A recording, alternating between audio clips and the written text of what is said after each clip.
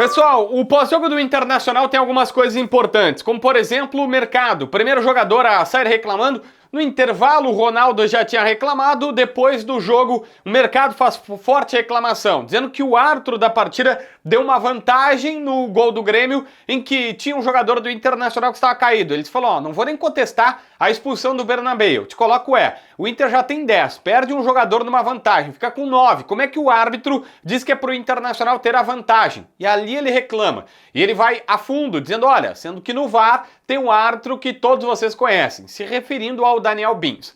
Aqui eu preciso fazer a primeira gaveta desse vídeo porque tem várias coisas importantes. Eu já fiz um vídeo sobre a minha visão da arbitragem, mas eu também preciso te colocar. A ponderação do mercado parece justa, até tu parar e pensar o seguinte, verdade, a vantagem não é boa para o Internacional. Era só ter colocado a bola para fora e pedido para o Borré ser atendido. Porque de fato foi falta no Borré, ele deu vantagem, a hora que a bola passa para outro jogador do Grêmio tempos depois, é um recomeço de jogada e aí o VAR não tem como intervir nesse lance. O VAR não tem como dizer, não, volta lá atrás. O VAR sequer pode se meter nesta questão.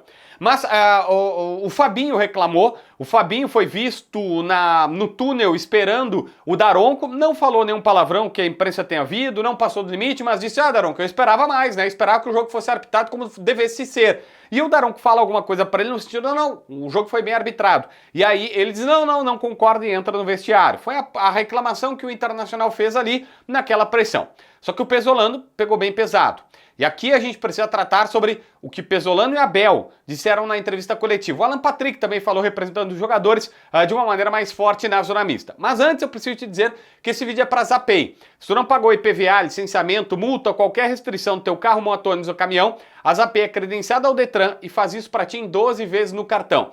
Vai na descrição no primeiro comentário, baixa o aplicativo completamente grátis para tu testar. Só vai pagar se tu quiser colocar teu cartão de crédito lá, depois que tu fizer a consulta pela placa do teu veículo. Se tu quiser, parcela em 12 vezes. Não quer, tá tudo certo. Mas testa. Eles são muito bacanas, credenciados ao Detran e fazem um baita serviço. Ah, tem um código promocional que te dá desconto na hora do pagamento, é o JB Filho 20% de desconto. Gente, o Pesolano começa reclamando da arbitragem, ele acha que o jogo estava igual num primeiro tempo, o Grêmio melhor, ele admite que o Grêmio estava melhor encaixado, mas que o Inter estava lá disputando um clássico e ele fala, olha, não sabia, o árbitro do VAR tem a foto no estádio do Grêmio. Ele falou, é um torcedor do Grêmio no VAR. E a partir disso, ele começa insistentemente a insistir nesse assunto. Pareceu de novo fazer uma gaveta aqui, explicando que o Daniel Bins, árbitro do VAR, ele tem de fato uma foto que foi flagrada no seu Facebook, embora não tenha sido colocada ali, que ele tá trajado como árbitro, ele tá como um árbitro com terno e gravata chegando para um jogo que ele vai arbitrar no campeonato, ele já foi árbitro de campo antes de ser VAR, e ele vai ali e aí é normal, os árbitros tiram fotos, ele botou uma foto arbitrando um jogo na arena.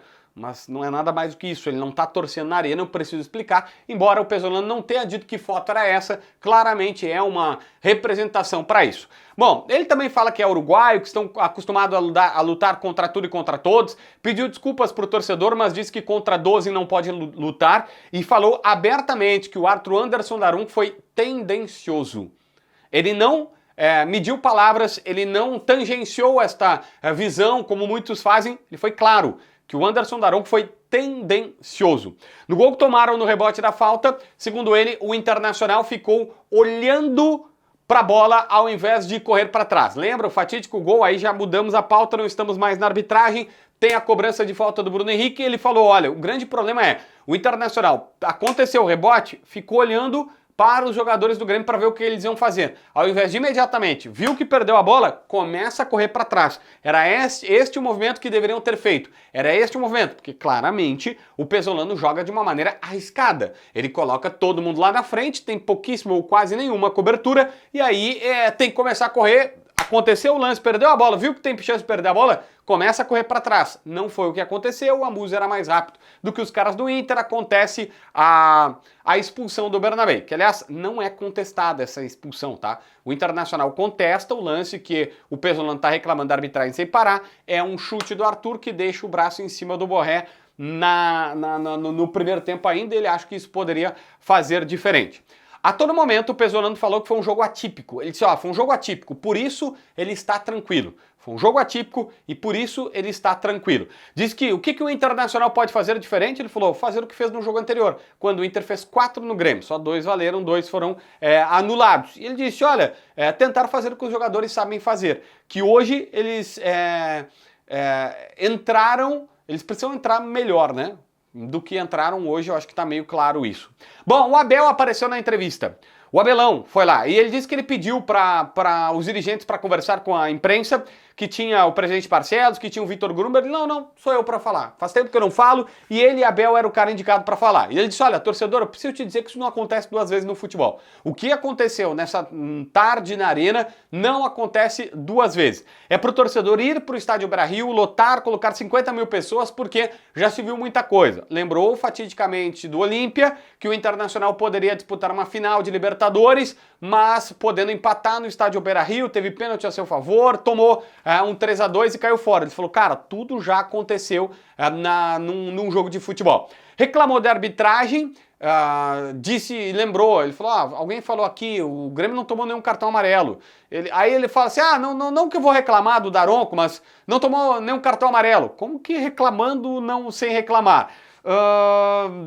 Disse que não pode afirmar que o Inter vai reverter a situação, mas que no futebol, ele falou assim, tudo pode acontecer e não vai ser como hoje. Ele falou, eu não posso chegar pro torcedor e dizer assim, olha só, torcedor, a gente vai ganhar, vai conseguir a virada, a remontada lá no Beira-Rio. Mas ele disse, não vai ser como hoje. A partida não vai ser como foi dessa vez. Vai ser diferente. É como se não prometo, olha, gente, eu não prometo que o Internacional vai ganhar o Gauchão, mas eu prometo que o Internacional vai jogar muito melhor do que o Grêmio e tudo mais. E ele chegou a lembrar, e aí é uma declaração até polêmica, dizendo qual foi o gol tomado de jogada trabalhada no Grêmio. Todos os gols foram do mesmo jeito, de uma bola espirrada, de forma espirrada. Sim, o Abel acha que nenhum gol do Grêmio foi trabalhado, foi tudo de bola espirrada. E falou que chegou até falando alto no vestiário. Ele falou, cara, eu cheguei até gritando no vestiário. Diz que é para os jogadores serem eles mesmos. Que no Beira-Rio eles fizeram 4 gols no Grêmio no último clássico. E que ele chegou gritando, é para vocês serem vocês mesmos. É para jogarem desta maneira. Bom, o Alan Patrick também falou, representando os jogadores, o Rocher também falou, mas eu quero destacar aqui. O Alan Patrick dizendo que em alguns lances se percebeu soberba do time do Grêmio. Sim.